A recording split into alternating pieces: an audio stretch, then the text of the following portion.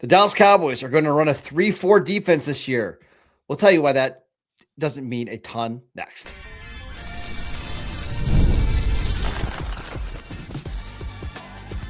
You are Locked On Cowboys, your daily Dallas Cowboys podcast.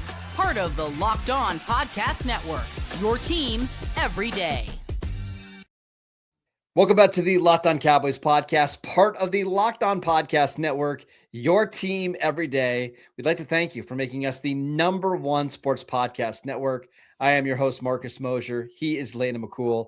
And on today's show, we're talking about Christian Parker's press conference. And we're going to start with the biggest news that the Cowboys are running a 3-4 defense, which it's not really news. We've kind of known this for a while, but to all the fans that are maybe thinking like old, 2000 Steelers, what does this really mean when he says they're running a base 3-4? I mean, I think he's playing to his crowd a little bit and trying to speak in terms that everyone kind of understands. But I think when you get down to the nitty gritty of the schemes that he's played in, especially under Fangio, they have what looks like a 3-4 alignment. I mean, you have these three guys that are lined up similarly to what the kind of old school Steelers would line up in. Except you'll notice right away that the body types are slightly different, right? Like the guys that are lining up, not head up to the tackle, but slightly on the inside shoulder of each tackle, right? They're not, just immediately engaging, and trying to separate and peek on either side of the gap. They're still trying to get in the gap, but they may be using their hands a little bit more to try to separate and try to read the ball carrier while in the gap, which that may be a little bit different. But I think ultimately, especially considering the fact that nickel is played at a 75%, I think is what the number you told me in the show rate in the NFL. Sometimes at this even point. more than that. Yeah. It's yeah. I mean, I think it's that it just shows you that it doesn't matter all that much. And then you add in the fact that, like he mentioned, it's going to be a multiple front. They're going to have some 4-3 spacing. They're going to do some 5-man, some 6-man surfaces, as they said. So I think that you're going to see a lot of different stuff, and you may see some stuff that looks that is a 3-4 in the sense that you have 3 down linemen and 4 linebackers. But I think we should really stress that how they play the game, how they're engaging their blockers, how they're attacking the run. It's going to be quite different than what a traditional 3-4 would do, and that's really going to dictate the kind of personnel that you're going to have as well. So without getting too much into the weeds, usually when we think of like a 3 technique, this is getting up the field, getting to the quarterback. And I think Rod Marinelli's belief was we'll stop the run on the way to the quarterback, right? That's right. I would assume this defense is a little bit of the best of both worlds. My concern is, are you still going to be able to generate the pass rush up front with Quinnen Williams and Osa Odighizuwa and Kenny Clark? If you got multiple offensive linemen kind of touching them, grabbing them as they're trying to create pressure. Yeah, because I mean, you got to remember that the first thing is still getting vertical off the ball, right? It's still about getting into a gap. Now, in a one gap system like we just previously went, you just keep going all the way through the gap.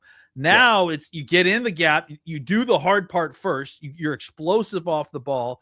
You're using your hands just a little bit more to see if there is a run, and if there is a run, then it unlocks like a decision tree for you to like have to fall back to your secondary gap. We could talk about 1.5 gap. We talked about it a little bit on the show. Please go back. I was going to say this should be better at stopping like wide zones. So like if you think of the Shanahans that love to run wide zone, right? The reason why they could exploit the Cowboys defenses in the past is guys would get up the gaps and then the running backs would just cut right back to an open gap or an open lane, right? That's right. I think with this defense, you're going to have more guys in more gaps, which is going to make it a little bit harder for those running backs to get downhill. Because now the defender's reacting to the running back making their move. So when they cut backside, you're now responsible for the backside gap, your secondary gap. So yeah, it is sort of a way to kind of answer some of the Shanahan stuff a little bit, and while still being able to maintain the ability to get north and south and continue all the way to the quarterback when you discover that it's a passing play and not a run game play. All right, let's talk about how this could impact the Dallas Cowboys draft strategy. We'll get to that next. This episode is brought to you by 5 Hour Energy. Welcome to the 5 Hour Energy flavor draft. We're looking at every aspect of the draft to let you know which tasty flavors are the best and which ones might be sleepers. The board is set and the flavors are ready, and only one gets to take the top spot. 5 Hour Energy has a wide variety of flavors, and there's something for everyone, and they give you a boost of energy with 0 sugars. I love all of the different flavors. Like right now, I think my top 2 are the cotton candy and the fruity rainbow. My wife loves the cherry. It's really bold. It's awesome. They're all incredible right now. So find your new favorite flavor of 5 Hour Energy shots available online at 5hourenergy.com or Amazon. This episode is brought to you by Indeed. Workplace chaos, deadline stacking up, inbox overflowing, and the one position that you have to fill is still sitting open. When the pressure's on and you need the right hire, this is the job for sponsored jobs. Indeed, sponsored jobs help you reach the people who actually fit what you're looking for: skills, experience, location. So you're not just hoping the right candidate stumbles across your post. Here's a stat that says it all. In the minute that I've been talking to you, companies that, like yours, have already made 27 hires on Indeed, according to Indeed data worldwide. So spend less time searching and more time actually interviewing candidates who check all of your boxes with less stress, less time, and more results. When you need the right person to cut through all the chaos, this is a job for Indeed sponsored jobs.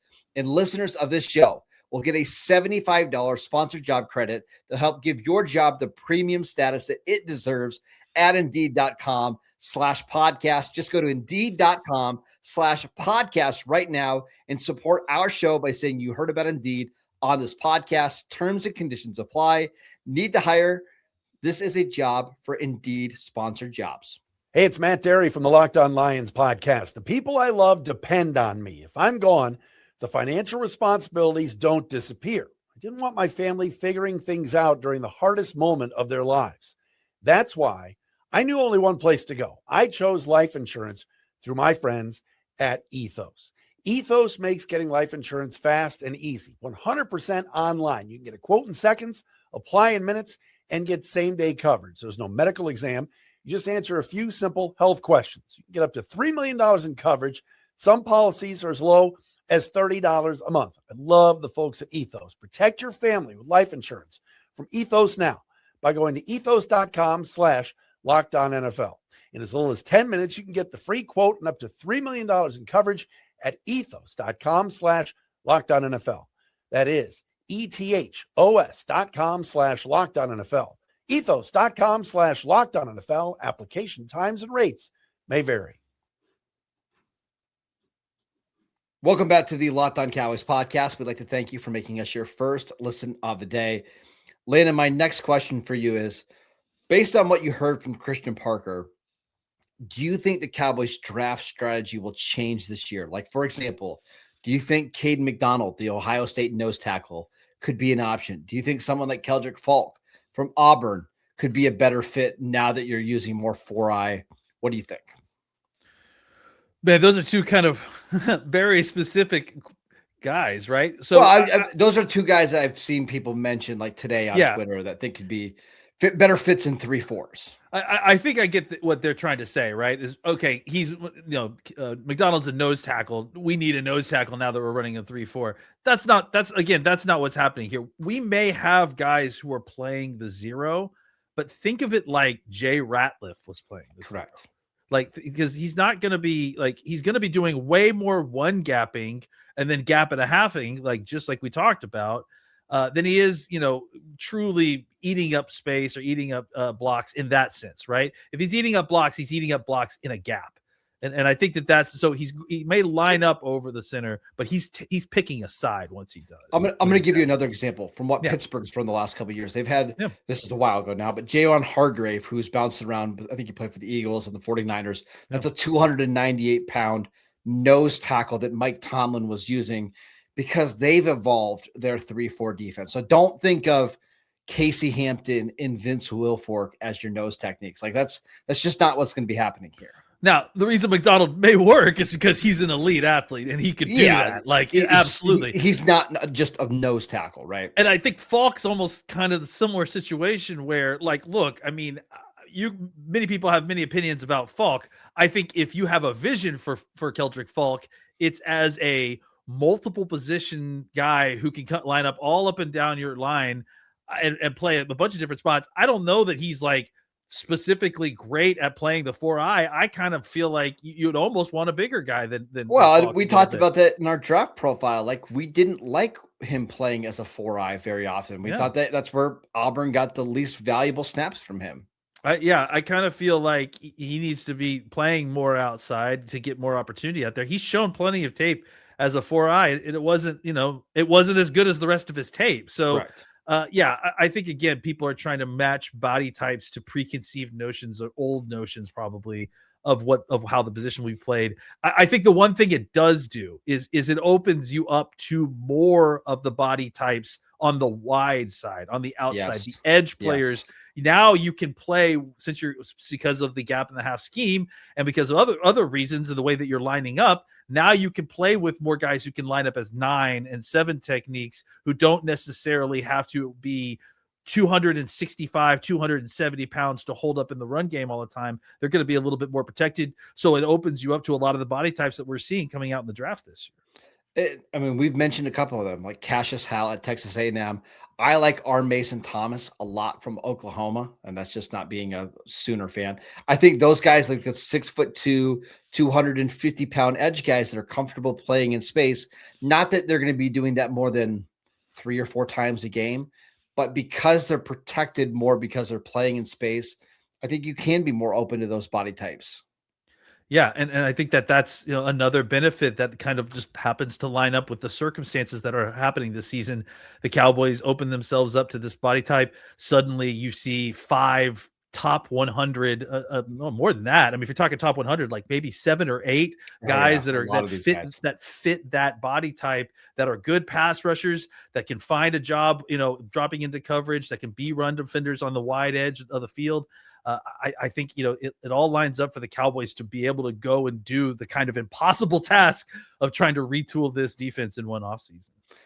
All right, that is it for today's show. We want to thank you for making Locked On Cowboys your first listen every single day. For those of you on video, we can send you the first ever 24/7 national NBA YouTube channel. As long as you are an everydayer, go to lockedoncowboys.supercast.com to join the club. And on audio, make your second listen the Locked On NFL Draft podcast.